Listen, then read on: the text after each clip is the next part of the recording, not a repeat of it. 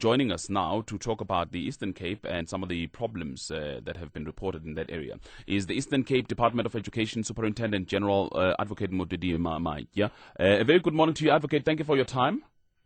Good morning, Kolani, and to your listeners. Thank you very much. Also, I'm joined on the line by Tenjiwe Meiwa, Research Director. We're going to go to Tenjiwe Meiwa in a second. She's a Research Director of Education and Skills Development Program at the Human Sciences Research Council. But in the Eastern Cape as well also, we are joined on the line here by Mcakeleli Ndongeni, SADTU Eastern Cape Secretary. A very good morning to you, Mr. Ndongeni. Thank you for your time.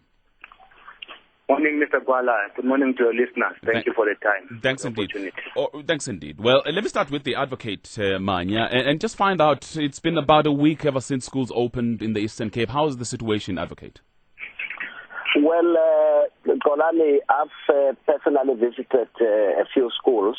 I'm ordinarily manning the Central Operation Center, the office, the head office. The report I'm getting is that things are starting off well. There are a number of challenges, and I think one of those is what I'm sure Mr. Ndongeni will, for a change, probably have to give a proper explanation to the public on why they are disrupting schooling. Wait, are you saying that the challenge? Are you saying the challenge is that SADTU is disrupting schooling? Yes. We will try to give you that explanation. Fortunately, you haven't there. But in terms of some of the key issues like your stationery, we've almost delivered stationery in all the schools. Part of the delay has been that some of the schools, for security reasons, requested that their material be delivered when schools open. Of course, there's a lot of vandalism. But we have finished that. I think there were some reports in Port Elizabeth that some of the schools had not yet received. The school nutrition program, I think almost I've just received one or two reports that the schools are not feeding, but they have the money since there are governance problems within the schools. In terms of the teachers, we are in the process of finalizing the deployment of educators on a temporary basis. As you know, we have a history in this province of not doing the post-provisioning. And this is the first time that we have done it. We are implementing this serious resistance on the part of SADTU, part of it based on absolute misinformation, which I'm sure Mr. Ndongeni can deal with. So overall, I think there is some good start, and relative to what you would expect. But I'm quite satisfied that things are coming on. I've been receiving reports from throughout the province, members of parliament and the legislature are there. I think to a very great extent there's also a clear commitment on the part of teachers to start the year and to start teaching. Okay, well, let's bring in almost immediately Mr. Ndongeni. Then the accusation from the head of department is that you are disrupting education in the Eastern Cape. Why? Thank you, Mr. Gwala. The starting point that we think we must raise is that whatever that we are doing, we're doing this in a quest to salvage the province from the state of affairs in which it is in, which has been spearheaded by the current head of department who is on the line with you. It is our quest to improve the quality of teaching and learning and to improve the quality of results of all learners in all grades, including grade 12 results. We think that in order for us to establish that, we are on a quest to make sure that we seek to maintain labor PP by making sure that all the issues that affect educators have a management that is able to respond to, so that teachers can be able to carry out their duties without any frustration, hassles, and problems. That's the second thing. Third, we want to make sure that the head of department that comes in the province must be a person who is proper and fit to be in an office, who have undergone all what is required in the statutory of this country, that he can be in charge of a big budget that we have, 24 billion in the province. All right. Of course, there are a lot of things coming up. I just want coming quickly to the question you're raising, Polan, disruption of schools. The disruption of school, Polan, started when this head of department started dismissing temporary teachers in the schools, leaving thousands of learners without teachers in front of them. That is the first disruption. Because disruption is not only when SADTU is going to embark on an action trying to stop that kind of disruption, and then SADTU is blamed for that. When you remove teachers from in front of the learners, you are disrupting education. We engaged in talks with all the leaders in the province, politicians, government officials, including the head of department, and we're all agreeing at the time we were engaging in December 2010 that whatever that you think we have shortcomings on, you can't tamper with teachers because they are the core of what is supposed to take place inside the classroom. If you can't account for the money because you are mismanaging funds in a department, you can't start by teachers. You think that teachers must be a soft target, and you think you must start removing teachers from the classroom. That's the first disruption that this head of department did. The second disruption he did, a major disruption to school, was to abruptly stop scholar transport to learners without providing any plan, without raising even the parents that this is what is going to befall the province. Now, what happened after the scholar transport was stopped? A number of learners could not access the schools because this was done in the beginning of the year. Then in the midst of the year, when it was supposed to be reinstated, he is telling people that adults do not qualify to be part of the scholar transport. Yes, we may agree because part of the policy was not properly followed. But when you stop them in the middle of the year, where do you expect these learners to go if you are saying they cannot access, they are not supposed to access transport? That is where now you got that. You have 56,000 learners that registered to matric 2011. Only 53 could be able to write. The other 3,000 could not be accounted for. And it's only matric level. What about other levels below that? Because a lot of learners dropped out of school. They are now vagabonding in the streets because of the reckless decision that the head of department took. Thirdly, the issue of the LTSM. There was no reason to have stopped that thing of LTSM except that there was an agenda behind stopping those contracts of LTSM. If you go to the daily dispatch of the 17th of January, those who don't have it, 2011, they must Google that dispatch. Matric person, police are looking for the other person. There was an alleged bypass of the head of department. It was around the LTSM. What is the LTSM? There's something more that must be answered there. But quickly going to the other issue, the issue of the section 100 subsection 1B. This is the intervention that we thought would have rescued the province. But what happened when the minister in the cabinet declared that section that they're taking over the province? At the lead of kicking dust and fighting the minister was this current head of department who was undermining every effort the minister was making to intervene and improve the situation in the province. He was even saying minister is calling illegal meetings. He's not going to attend those meetings, calling parallel meetings to meetings convened by the minister. All right, Mr. Ndungeni, you're making a number of points. All right, let's test some of these points then against Advocate Manya. Firstly, let me pick up from where he's left off about the intervention by national government. Are you opposed to that, Advocate? Tolani. Yes. You know, I'm the head of department. Yes, I know. The decisions on constitutional matters are taken by the constitutional bodies, which is the Executive Council and the National Cabinet. Yeah. And they took those decisions that they took.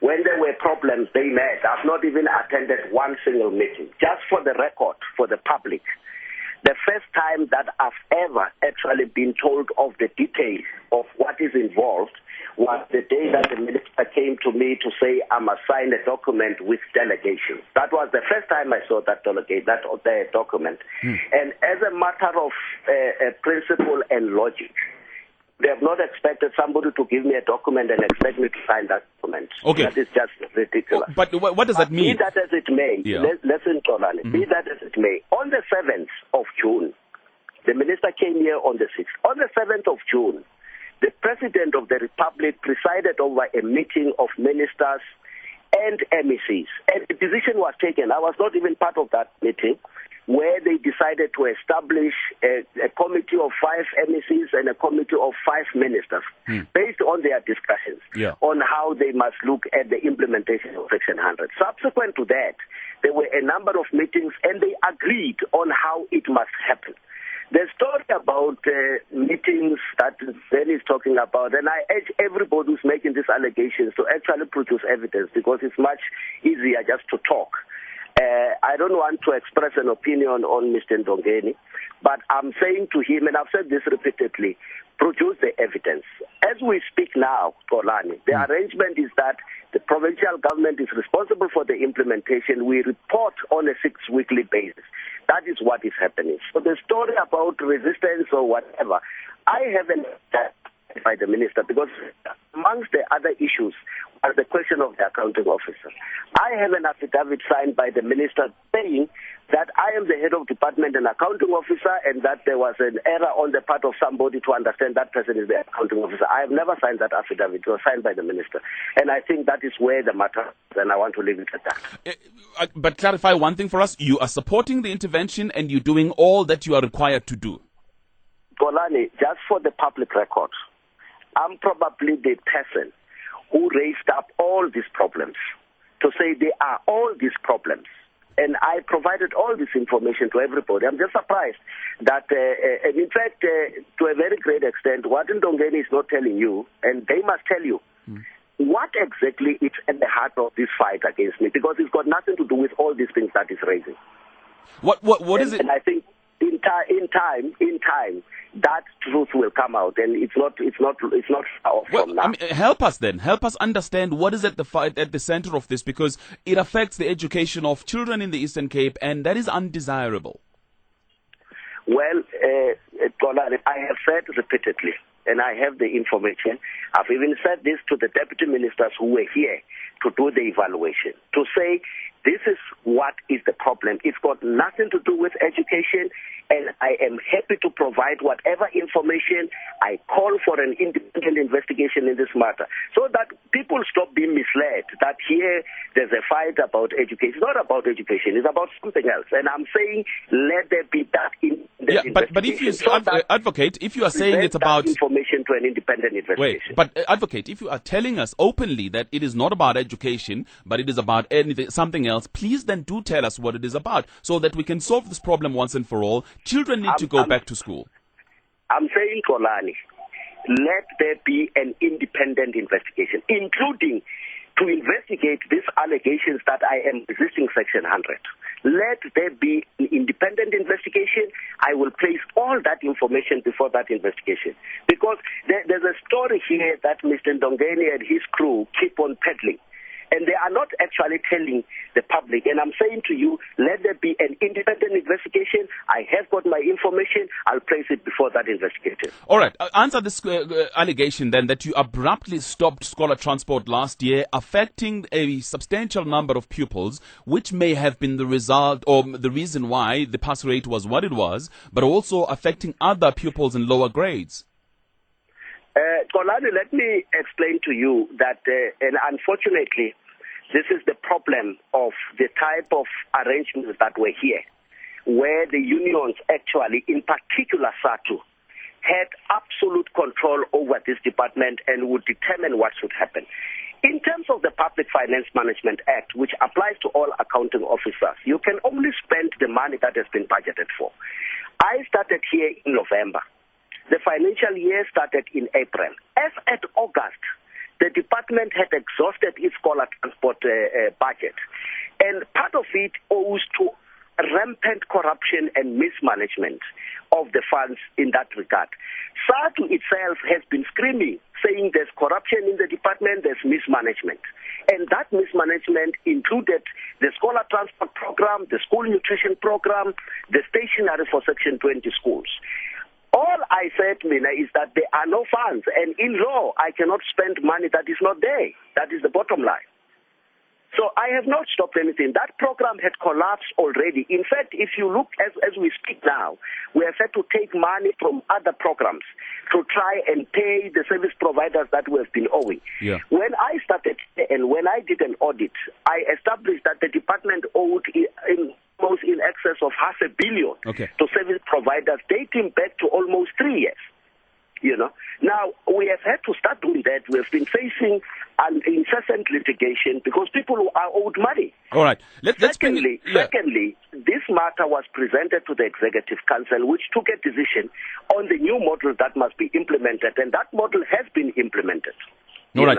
It does not mean that you must allow, and this is a constitutional state, the rule of law applies here. You just don't do what you like because it pleases Mr. Ndongeni. Okay, let's bring in Mr. Ndongeni. Wait, advocate. Let me finish, Polani. Yeah. With regard to the school nutrition program, The last tender for school nutrition was issued almost 3 years ago. Okay? There has been, in fact, a guy was arrested here in East London, having 43 school stamps. All what he was doing was sitting in a PNB, stamping and claiming, and no children were being fed.